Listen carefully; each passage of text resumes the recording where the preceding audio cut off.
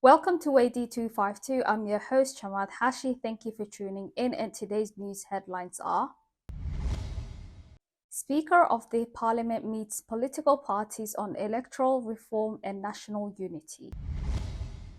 Somaliland President kicks off national exams for 40,000 students. Minister of Interior chairs National Security meeting ahead of Somalia's independence celebrations.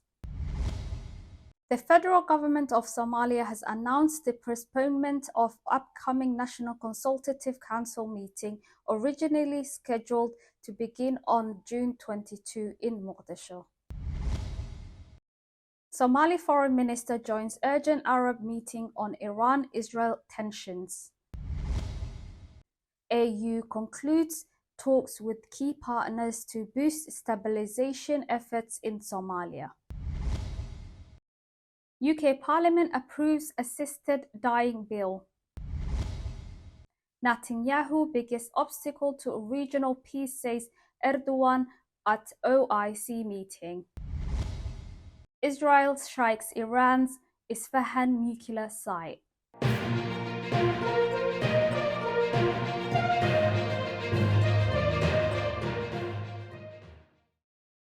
Good evening and welcome to the news. First tonight, the Speaker of the House of the People of the Federal Parliament of Somalia, Sheikh Aadan Madoobe, accompanied by Second Deputy Speaker Abdullahi Umar Abshiro, held consultative meeting with representatives from several registered political parties at his office in Mogadishu. The meeting was also attended by the Chief Whip of the House, MP Mohammed Abdullahi Hassan Nuh, and the chairperson of the Parliamentary Committee on Rules, Ethics, Immunity and Welfare, MP Mohammed Ibrahim Ali Mohammed Ajib. Representatives of political parties briefed the Speaker on their operation and reiterated their strong support for Somalia's democratic transition, particularly the government's plan to hold one person, one vote elections. They also expressed their commitment to support government efforts to defeat al-Shabaab and advance national stability. In his closing remarks, Speaker Sheikh Aadan Madoobe commended the political parties for their engagement and their consistent support for Somalia democratization process. He reaffirmed the government's commitment to fostering a multi-party political system and ensuring the power is returned to the people through free and fair elections. Somaliland President Abdurrahman Iro on Saturday inaugurated the start of national secondary and intermediate school examinations, marking a key annual milestone in the region's academic calendar. The launch ceremony was held at Farah Umar Secondary School in the capital Hargeisa and attended by students, educators, and Education Ministry officials. In a brief address, President Iro underscored the importance of education in shaping Somaliland's future and called on students to uphold integrity during the exams. Education is the foundation of national development. I urge all candidates to approach this challenge with honesty and confidence, he said. Roughly 40,000 students are sitting for 2025 national examinations across Somaliland, according to the Ministry of Education. The test will run under strict supervision aimed at maintaining credibility and fairness. Somaliland, a self-declared republic in the Horn of Africa, continues to invest in its education system despite lacking international recognition. The Minister of Interior, Federal Affairs and Reconciliation of the Federal Government of Somalia, Ali Yusuf Ali Hosh, chaired a high-level security coordination meeting at the Somali Police Force headquarters to discuss preparation for the upcoming National Independence Day celebrations. The meeting focused on security arrangements for the event, marking June the 26th and July the 1st, which commemorate the historical days of independence and unity in Somalia. Discussions also covered pre-celebration activities and public gatherings planned ahead of the national holidays. Attendees included ministers who were members of the National Organizing Committee for the Independence and the Unity Days, along with senior officials from the Somali Police Force, National Intelligence and Security Agents, and the Somali National Army. The coordination efforts aim to ensure a peaceful and secure environment during the national celebrations across the country. The federal government of Somalia has announced the postponement of upcoming National Consultative Council meeting originally scheduled to begin on June 22 in Mogadishu. In a brief statement issued Saturday, the government cited preparations for the country's Independence Day celebrations as the reason for the delay. The high-level meeting has been rescheduled for July 15. Due to the importance and the preparations for the Independence Week celebrations, the National Consultative Council meeting, initially scheduled by President Hassan Sheikh Mohamud for June 22, 2025, has been postponed.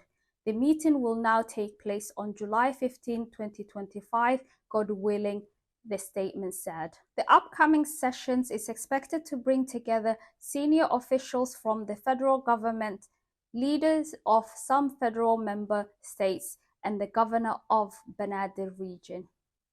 However, it remains unclear whether leaders from Puntland and Jubaland, two states that have been at odds with the federal government, will attend. Both Puntland and Jubaland have continued to boycott recent rounds of talks, raising concerns about the national unity and the progress on key governance issues.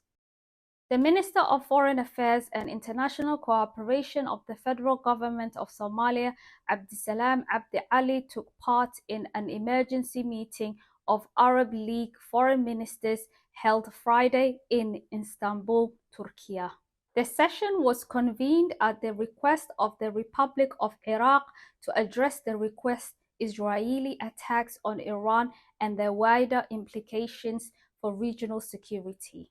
The meeting took place during a period of heightened regional sensitivity and focused on reinforcing Arab unity and developing a coordinating stance to contain further escalation and preserve regional security and stability. The African Union Peace Support Operations Division (PSD) said it has wrapped up 10 days of bilateral talks with Somalia's troop and police contribution countries to strengthen stabilization efforts in the country. The PSD said the talks, which brought together representatives from Egypt, Ethiopia, Djibouti, Nigeria, Kenya, Sierra Leone, and Uganda, are part of the implementation of African Union and Support and Stabilization Mission in Somalia. These countries are set to play a crucial role in the mission's operational and security framework through their personnel and strategic support, the PSD said in a statement. The participants also agreed that the final draft will be submitted to the Office of the Legal Counsel of African Union for clearance.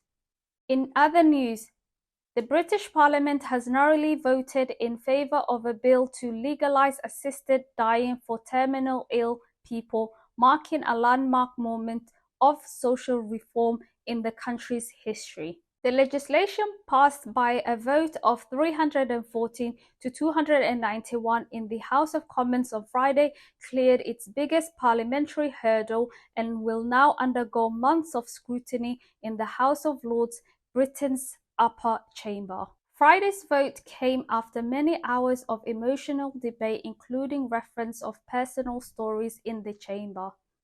It followed a vote in November that approved the legislation in principle. Prior to that, the House of Commons voted the issue in 2015 when it rejected legalizing assisted dying. The Assisted Dying Bill gives mentally competent terminal ill adults in England and Wales who have 6 months or less left to live the right to choose to end their lives with medical assistance. Patients will have to be capable of taking fatal drugs by themselves after receiving a green light from doctors and a panel including a social worker, a senior legal figure, and psychiatrist. Under the current legislation, someone who helps a terminal ill person end their life can face a police investigation, prosecution, and prison sentence up to 14 years.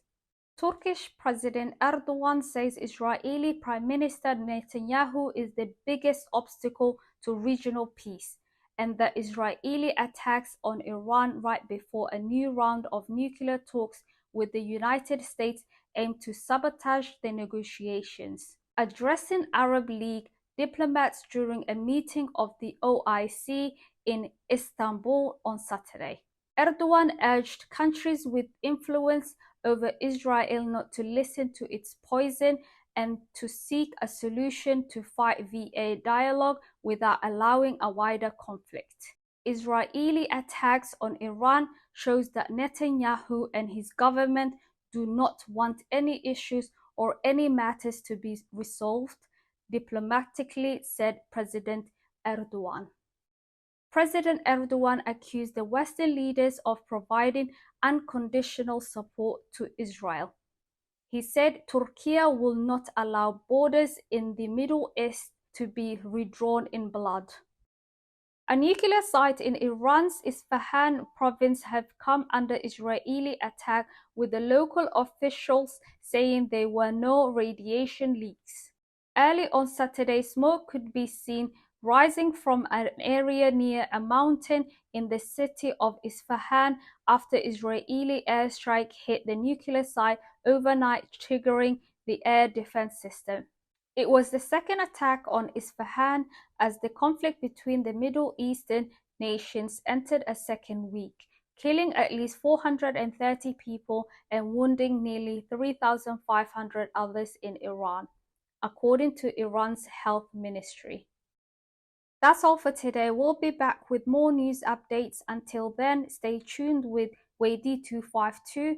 Please do not forget to subscribe, like, and share. It's good night from us.